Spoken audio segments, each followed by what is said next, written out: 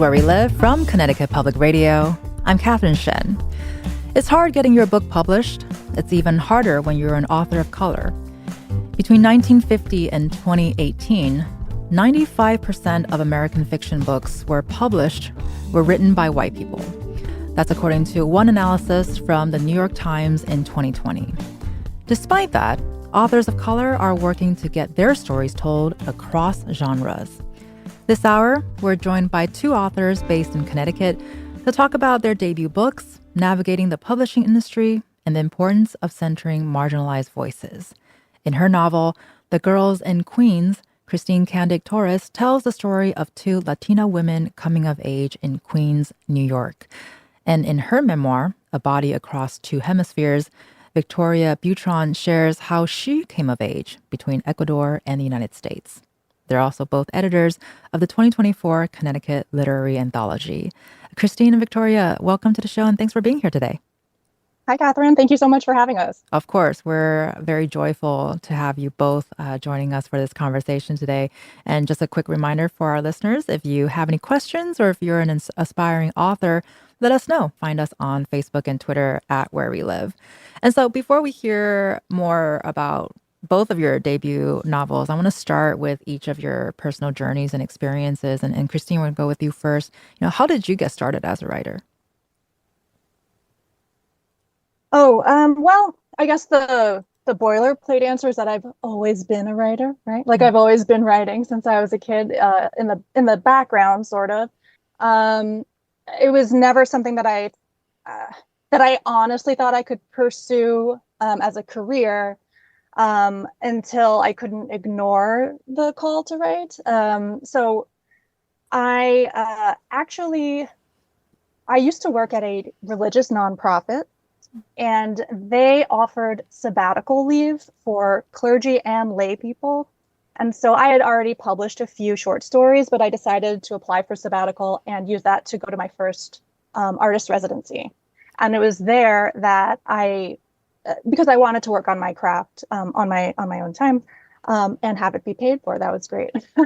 And it was there at that residency where I met other working visual artists and writers, and I realized that you really could cobble together a life, like an artistic life. I did not go to art school. I don't have an MFA. I worked in advertising before that nonprofit. So it was very eye-opening experience for me. And so after that experience at the residency, I started working in earnest on this novel that ended up being published. And it was a long road to get there, which I think we can get into too. Like I met my agent at a writing conference. And the business side of it came when it came, but I think I worked more on building out my literary community.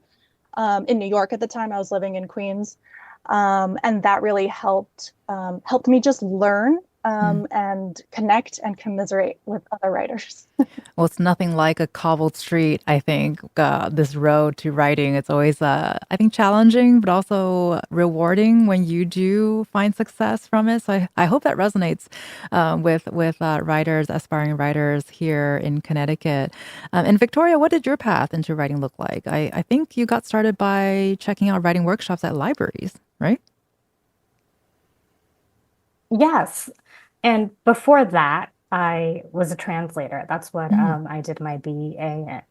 And I started that in Ecuador, actually. And I did take some creative writing courses when I was in college in Ecuador. And then when I transferred to Hunter College CUNY in the city. But when I was taking those courses, I never thought of myself as I'm going to have a career in writing. I'm going to be a published writer. It was just, this is fun. I've always liked to write, and maybe I can write something creative. And I got my BA in 2015. And then about a year or two later, this idea kept on popping up in my head, like, maybe I have a story here about my life, about my crazy life. And I want to explore that. And I was no longer going to Hunter College. And so I said, okay, what's the next best thing in libraries? I love libraries. So I started taking some workshops at my local library from the Ferguson Library in Stamford, Connecticut, and also the Norwalk Public Library. And then eventually I took a workshop at the Westport Writers Workshop. And then after that, I really sat down with myself and I said, I want to write this book. What is the next step? And that's when I applied to an MFA program at Fairfield University. And I got in, and throughout those 2 years that I attended the MFA, I worked on my thesis, which eventually became A Body Across Two Hemispheres and was eventually published by a local Connecticut independent press. Well, I find it really fascinating that both of you sort of have this very similar cobbling experience and not expecting that something that you are passionate and something you did for fun that can turn into a career, which I think is very inspiring. And we love libraries here in this space as well. And Christine, your debut work is a novel called The Girls in Queens. And so without spoiling too much, can you tell us what it's about? Sure. The Girls in Queens is a story about the fierce loyalty and friendship between two young Latina Mets fans named Brisma and Kelly, which is challenged when Brisma's ex-boyfriend Brian is accused of sexual assault. And so at first, the girls rush to his defense and stand by him. But as Brisma begins to question her own relationships with men, she begins to have second thoughts and Kelly remains by his side. And each of the girls are forced to determine not only what justice means to each of them, but who deserves it. And can you tell us, who are the girls in Queens? Um, who are the girls in Queens? And at large, I'm writing for the girls in Queens, right? Mm-hmm. I was a girl in Queens. I'm Puerto Rican and Croatian.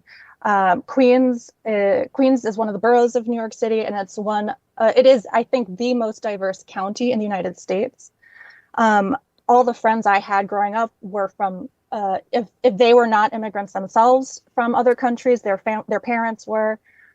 We were exposed to so many different cultures very organically, and there's a lot of sort of cross-pollination of that. And I think in that, in being that sort of in between, having that in between experience of feeling very close or wanting to feel very close to your family's country of origin, and yet being rooted in New York or in America, it created this fierce love and loyalty to Queens too. So like Queens became our homeland in a way. And so I really wanted to write a love letter to kids that feel that way, to people that have grown up with that experience. Well, and Victoria, I think you wrote a similar but different, if that makes sense, kind of in between experience in your memoir, A Body Across Two Hemispheres, where you share about going back and forth between Ecuador and the US. And you do pull at so many different threads from that experience, learning two languages, two cultures, searching for a place to call home. So, what else should listeners know about your work? What would you like to share with them? Sure. And before I answer your question, I did want to comment on something Yeah, that you go for said it. earlier about both Christine and I's path to publication. And I can't speak for Christine, but in my point of view, I would say that when I was growing up, because I did not see myself reflected in the publishing industry, and Hmm. because, as you stated earlier, from the 1950s to 2018, 95% of novels were published by white writers. So I didn't see myself as, oh, I can become this because it just wasn't something that I saw around me. Right. But to answer your last question, my memoir is a memoir and essays. So it's not your typical memoir that it starts out with chapter one, chapter two, and it continues in chronological order. Because my life feels so fragmented, and because I lived between Ecuador and the United States, I moved to the United States when I was 5, and then I moved back to Ecuador when I was 15, and then I moved back to Connecticut when I was 22. Because of that, I had to make it into a memoir and essays, and it's really divided by location instead of by time frame because of that. Well, and So in actually, a way, it reflects my life. right. No, absolutely. I think it's with especially with both of your novels and your experiences, I think location plays a really big role. And I want to come back to Victoria, you sort of traveling between two worlds. But Christine, you mentioned earlier, born and raised in Queens, New York, but now living in CT or in Connecticut. I'm from LA. We love our acronyms. Sometimes I can't get it out of my system. But how has that experience influenced you and your work? Because it may, it's close. They're two close locations, but very different worlds. Oh yeah, they are. And I have never lived outside of New York City until moving. I live in Fairfield now, and so it is certainly very different. But I think that it was a necessary move for me as a human being, an individual, and also as an artist. I think it's allowed some maybe more softness in. Mm, I some to really dig deep for even more empathy. So I sure. talk a lot about how I grew up with so many different kinds of people, but I've never grown up or I've never lived in a place that was um, close to 90% white. Mm, mm, And so that is a totally different experience and requires me to sort of stretch that divide a little bit more and consider other points of view that I didn't necessarily get exposed to right. in the city, and that definitely filters into my work too. I find that so fascinating because I've heard from a lot of friends who have lived abroad or across the country here in the U.S. And it's so fascinating because oftentimes I'll hear they actually experience culture shock more in between states versus in between countries. But Victoria, you're writing about in between Mhm. countries, so we'd love to hear about your experience in terms of traversing between two worlds, which I think to a certain extent might be more than just two, right? So how has that shaped how you think about place, and location, both just as a human being and as a writer? Oh, wow. I know it's a What a big question. question. Oh my goodness. That's a huge question. I feel like I should write a book about that entire question. But I think that place has molded me in so many different ways that I'm very conscious of and ways that I'm not really that's very unconscious in a Mm, way.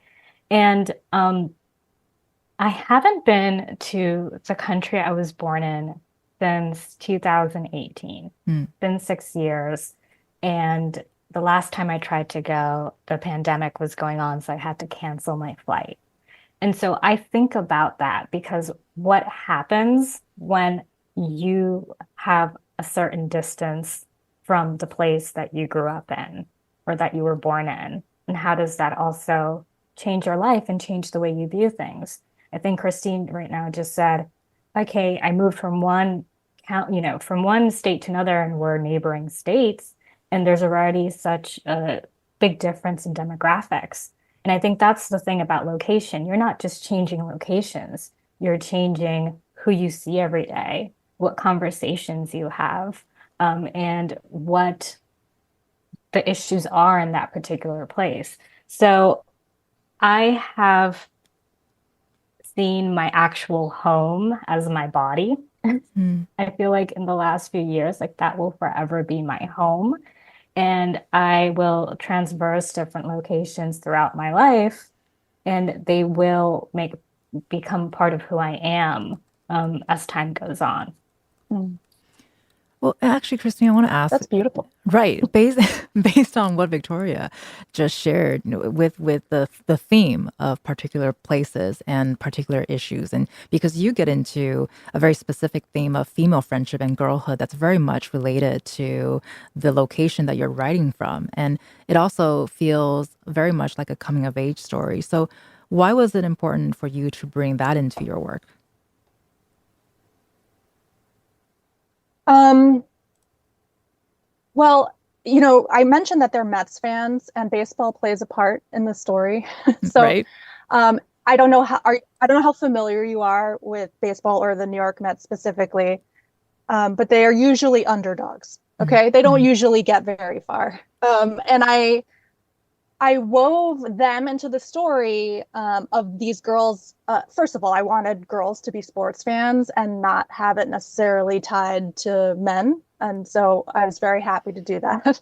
Um, but I worked in the Mets because they are such underdogs, because they are usually counted out, and it's set over three different years. The timelines alternate, and so the primary story is happening in 2006, which was a year that the Mets got very close to winning it all, but then didn't.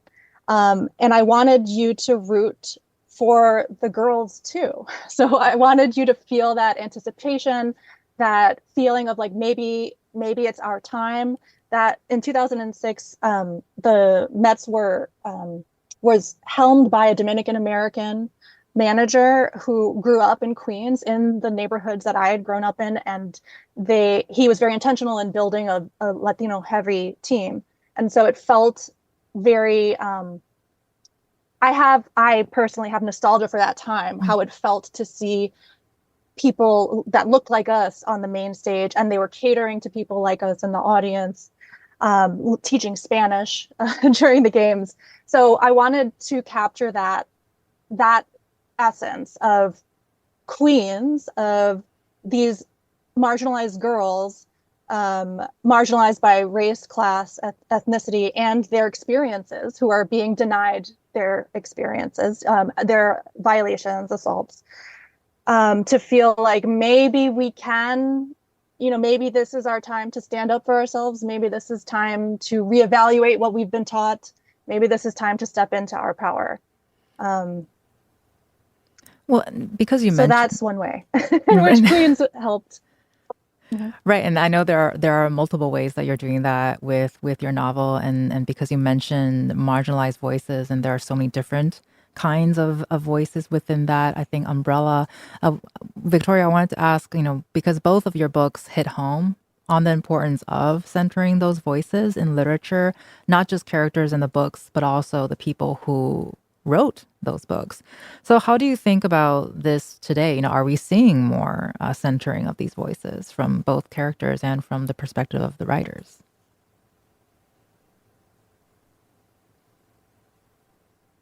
You know, I think that in the last few years, especially since 2020, there have been a lot of organizations and a lot of people trying to uplift more marginalized voices and people of color. But I don't think that we'll see until a few years whether or not those efforts have really shifted the publishing industry. I would say that it's hard to determine that after a few years. But for me, it is important to uplift voices. And I think that one of the ways, and I know we'll be talking about this further on, but the Connecticut Literary Anthology. Right. And I was very grateful when Woodhull Press reached out to me back in 2022 and asked me to oversee the 2023 Connecticut Literary Anthology. And that was an amazing opportunity. I worked with Connecticut writers.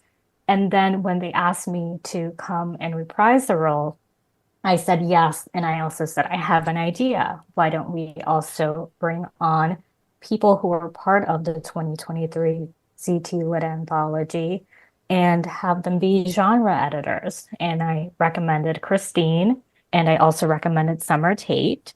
And I think that that is a way that we can shift this publishing industry just in our own little corner, in our own little ways. How do we make that change ourselves instead of waiting for someone else to do it? Right. Because sometimes the changes happen in the Yeah, if small I could steps, hop right? on Yeah, to that. absolutely. Christine, take us home. I also want to say that I do think there has been a shift in more stories that are centering marginalized voices, that the more diverse authors are getting deals, books are coming out. I'm so thrilled to see so many friends of mine come out with their books. but that's only a part of the story too, Right. right? There are book deals, but then we need to have the marketing behind them. We need to have publicity. We need to have like true belief behind these stories to uplift them. And so until we all get that, I think Victoria's exactly right that we have to help lift up our peers too, in all of the opportunities that we get. And we'll be continuing this conversation talking about the publishing industry and both Christine and Victoria's debut novels. After a quick break, coming up, we will talk more about their experiences as debut authors. And listeners, let us know if you have any questions about writing or publishing. Leave us a comment on Facebook and Twitter at Where We Live.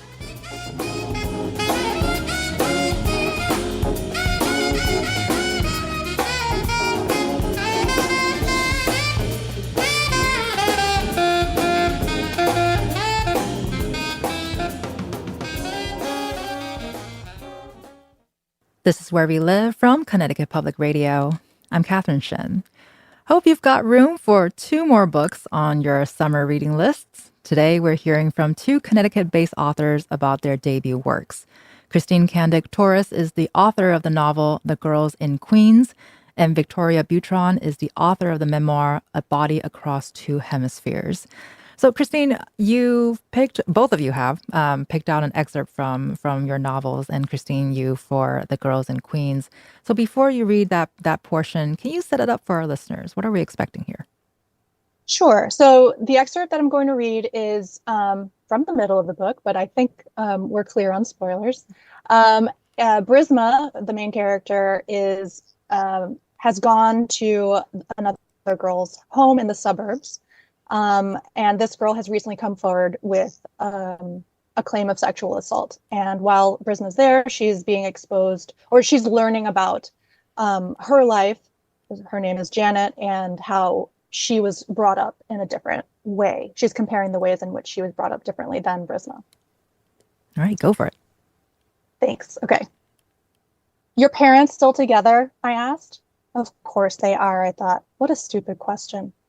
Yeah, she said, frowning slightly, scooping her own glass up and onto a coaster beside one of the peach armchairs. Why do you ask?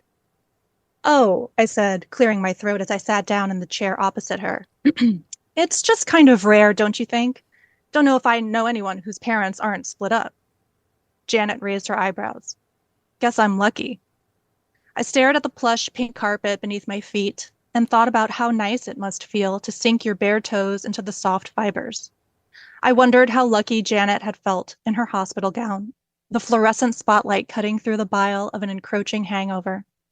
I thought of the open smiles in that photo on the lake, and the lines in Griselda's sour face, and the gravel scrape of Francis's taunting laugh, and the towel Mommy clutched to her chest that cold night with El Cochino.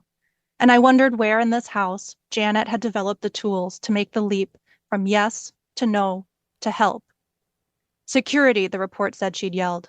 How different that word must feel in her mouth than in mine, in Kelly's.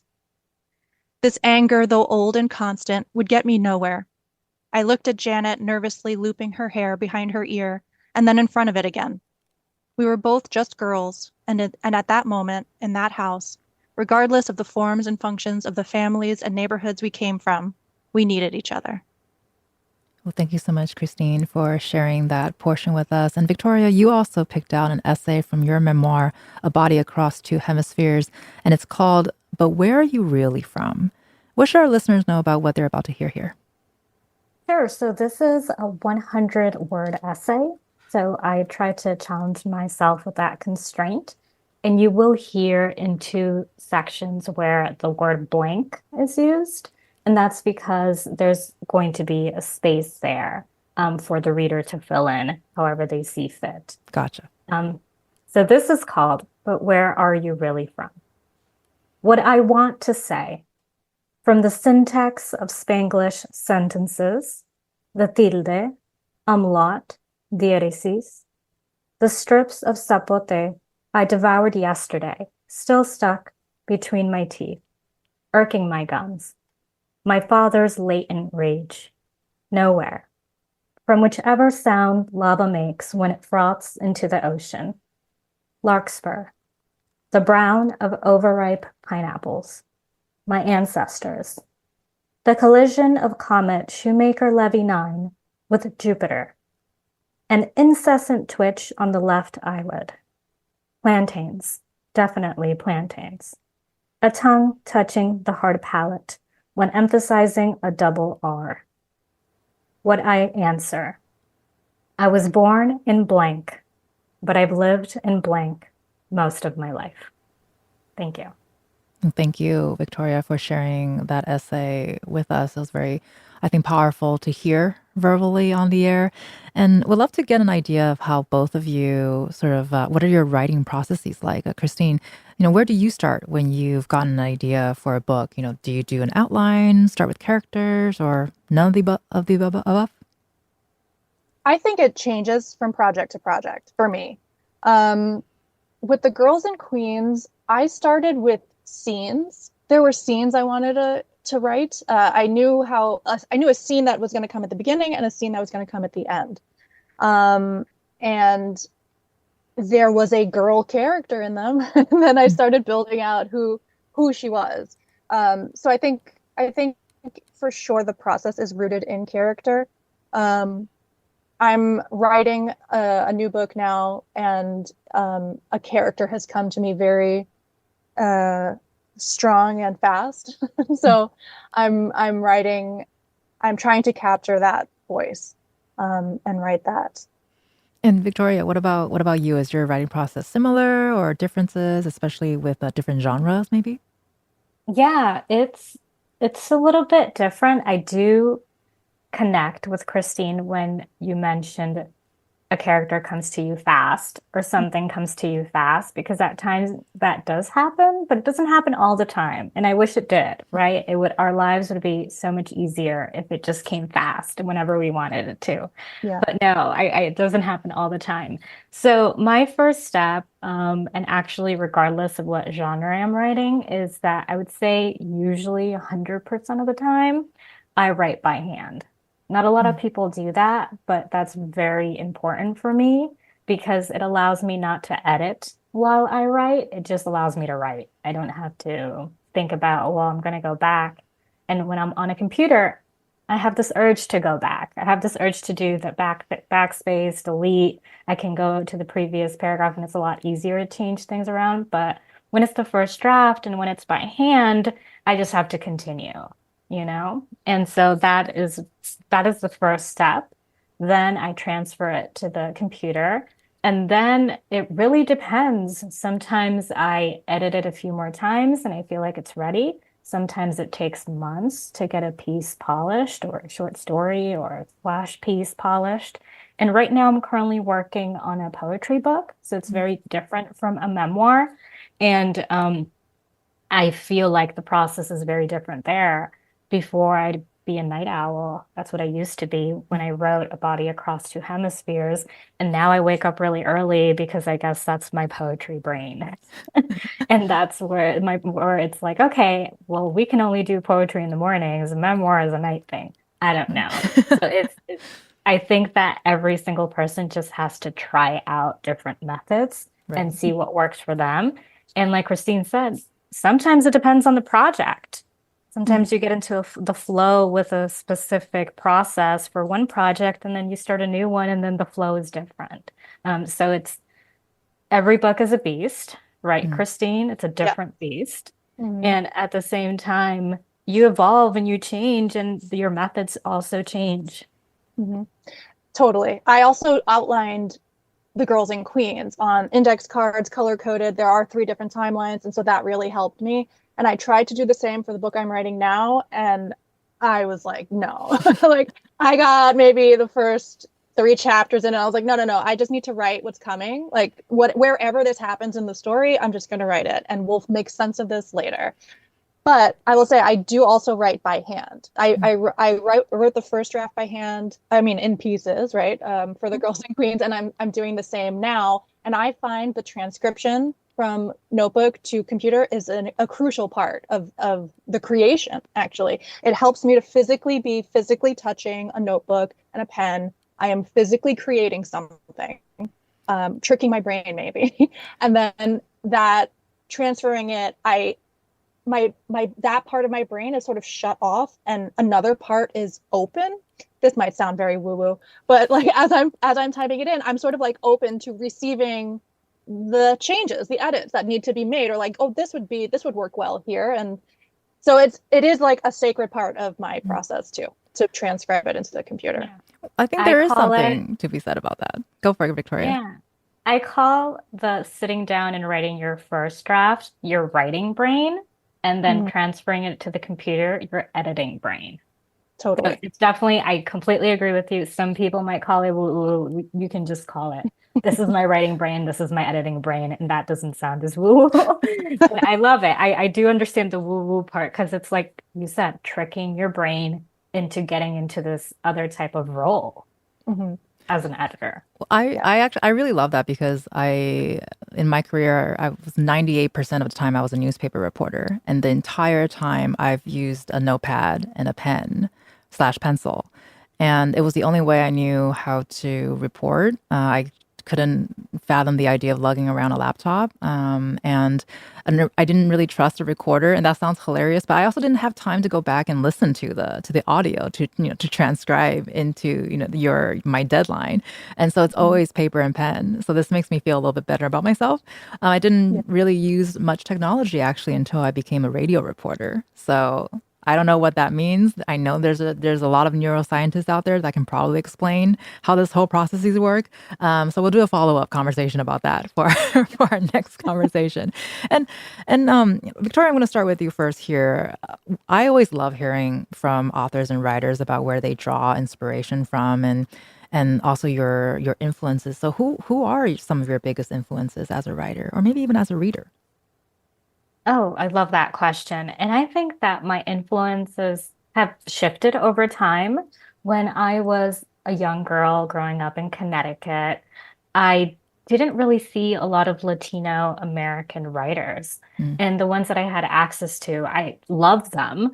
And it was like Esmeralda Santiago and Sandra Cisneros with The House on Mango Street. Right. And maybe I read when I was Puerto Rican that book way too early. I think I need to reread it again now that I'm in my 30s, and I probably shouldn't have read it as early as I did.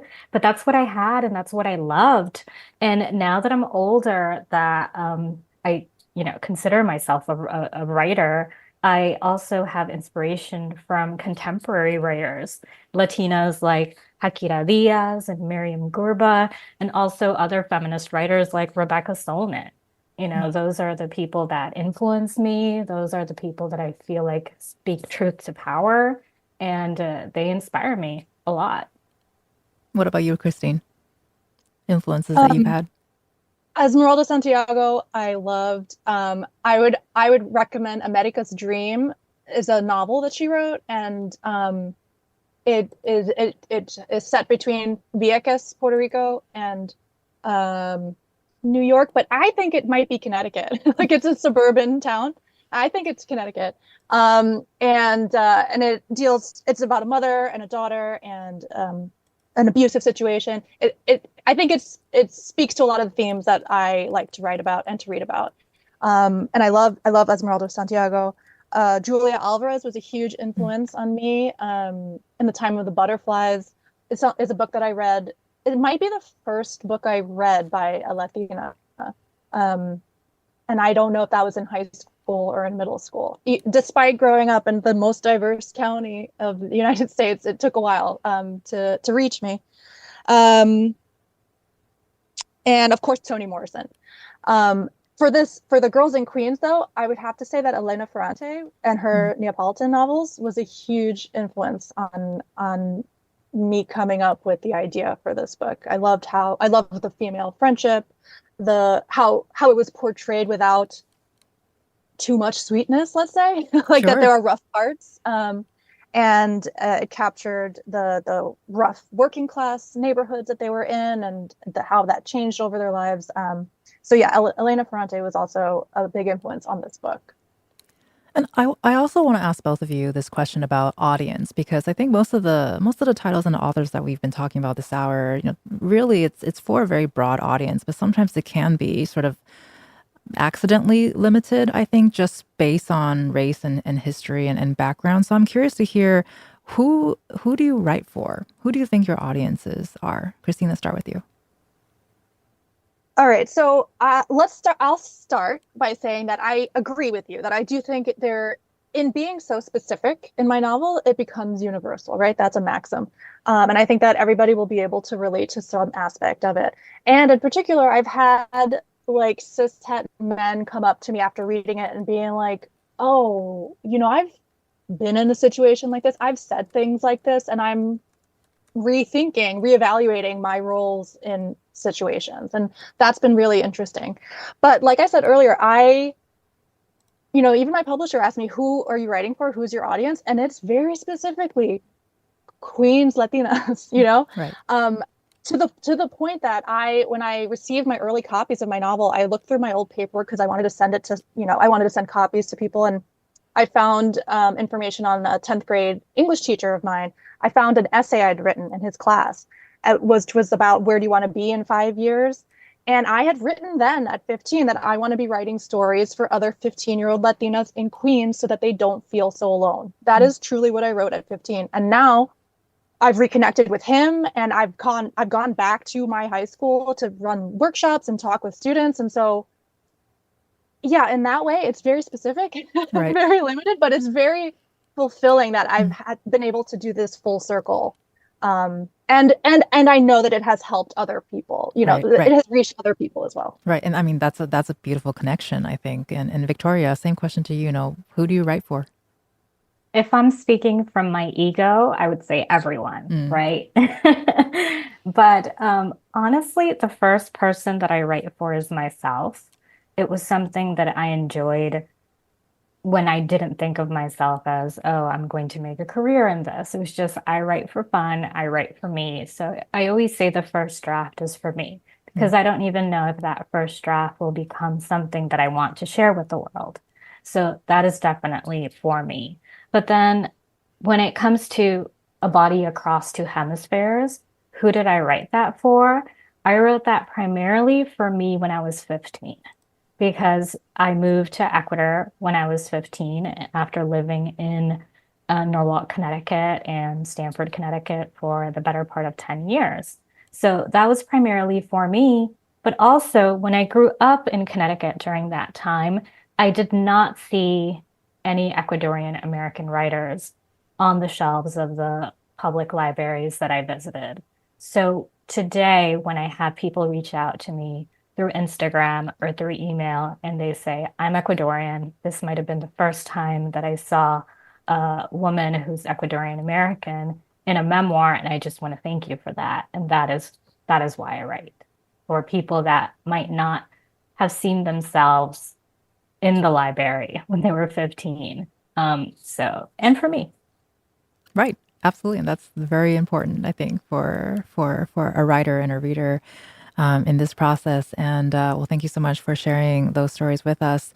And for our listeners, stick with us. We'll hear more from Christine and Victoria about navigating the publishing industry coming up.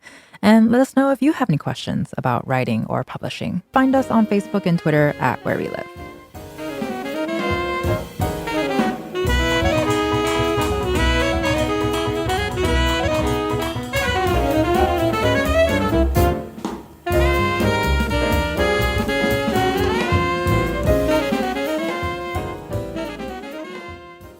This is Where We Live from Connecticut Public Radio. I'm Catherine Shen.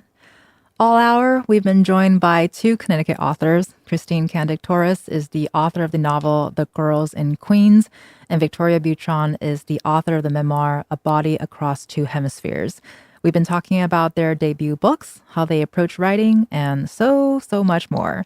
But writing is really only just one part of the journey in getting a book in print. So we're going to get into talking a little bit about the publishing industry and the business aspects of it. And of course, I want to ask both of you, Christine and Victoria, this question. We're going to start with Christine. Both of you are debut authors. It's really hard to get a book published when you're not established. And Christine, earlier you talked about a sort of a list of things that you have to do to get noticed. So talk about, how did you get your book noticed? Yeah, it's a very difficult road. So I was at a Quayle International Literary Festival. Quayle is a journal that publishes exclusively writers of color, and they also hold two conferences every year. And so, at one of those conferences, I did one of these sort of like speed dating pitch sessions with agents. Right. And so that's where I did initially meet my agent. And I will say that I was encouraged to do it by the editor of Quayle, Laura Pegram. She believed in my work. Was not finished writing the manuscript. So that was a little intimidating, but I still talked about it and I pitched it with the agent, and she was interested. She wanted to read it. And so she was cool with waiting for a while for whenever it was ready, which is maybe unusual, but she was. And so I was grateful for that. When I sent it to her, it was rejected at first. And in the meantime, please know I'm also sending out tons of query letters, which is emails that you send, sort of like cold calling other agents. Right. And when it was rejected, she also sent me really great specific feedback on the manuscript about how she thinks it could be improved. And so because she did that, which is unusual to get also, I responded and asked if she would be willing to read a revised version. And she said yes. And so I did. I took her feedback into account. I revised the manuscript and I sent it back to her. All told, in the meantime, while reaching out to other agents, I maybe racked up 45 to 50 rejections. So rejection is the name of the game. Like it is when you're trying to publish short stories or poetry, like you just have to be comfortable with rejection. Right.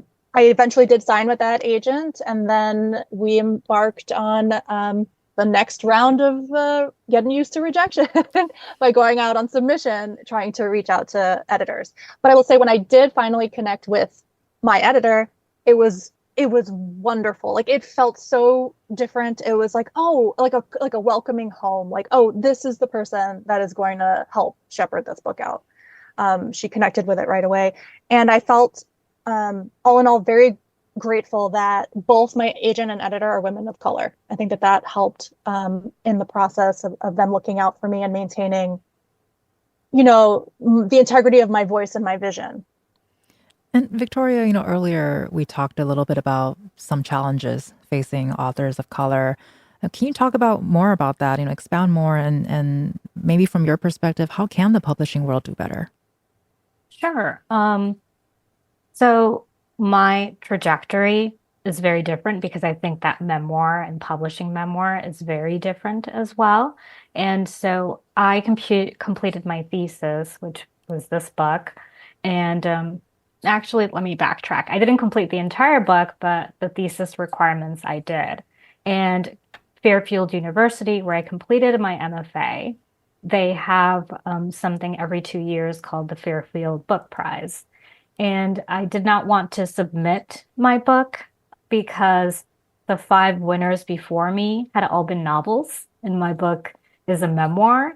But a friend in the program pushed me to send it out, and then it won the 2021 Connecticut the Fairfield Book Prize.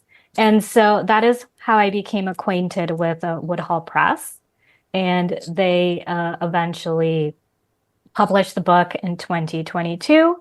And that is very different from, like I said, novel publishing and the trajectory that Christine had. So I did not have an agent.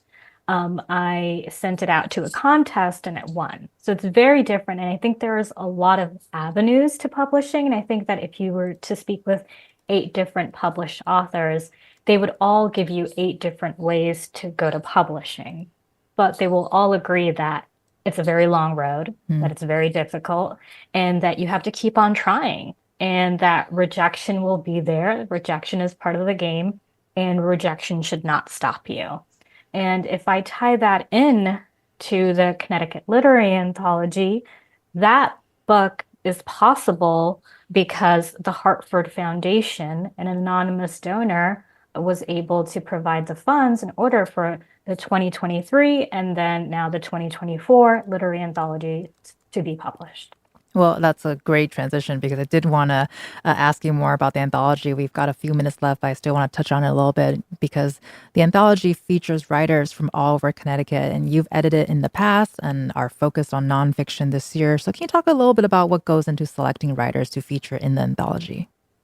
Yes, so there is always a submissions period where anyone from Connecticut can submit their work, and they can submit in the fiction genre, nonfiction, and poetry. And so we have a time frame for that, a few months, and then Woodhull Press, the editors, the interns, and also the genre editors, we read the pieces, and then we decide what makes it into the published anthology. But it's very tough.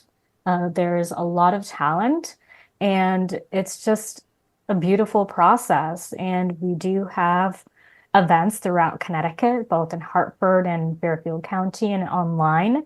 So we did that last year, and then the 2024 version will be published in October. So we got about 30 seconds here, Christine, but you're editing the fiction side of this year's anthology. Can you talk about, what do you look for when you're putting that together? I look for a genuine human connection. In short fiction, you need to, I think, capture a unique moment in time, an epiphany. But I was so thrilled that in the 2024 edition, we were able to encompass a range of genres. So we have speculative, we have a beautiful meditation on grief, and some great urban stories about, like what we've been talking about, centering marginalized voices in communities like Bridgeport and Fairhaven. Well, thank you so much for that. We got about 30 seconds, I think, for both of you. Actually, just one final question. What brings you back to the page really quickly, Victoria? What brings me back? Oh, gosh. I always have questions for myself, and I need to figure them out in writing. And if I feel like something's there, I want to share it with others as well. Perfect. Christine, 15 seconds. Anxiety.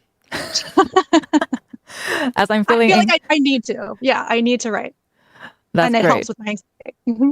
Well, thank you so much. Nothing like anxiety to encourage us to end the show now, actually, with a couple seconds left. But I want to give a huge thanks to Christine Candic-Torres and Victoria Butron for joining us this hour. And we'll link to both of their books on our website, ctpublic.org/wherewelive. Thank you so much, Christine and Victoria, for being with us today.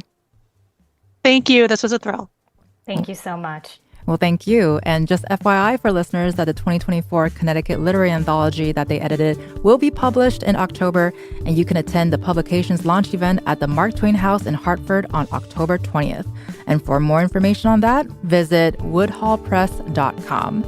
I'm Catherine Shen. Today's show is produced by Meg Dalton. Our technical producer is Bradley O'Connor. Download Where We Live anytime on your favorite podcast app. And thank you so much for listening. Happy reading and happy writing.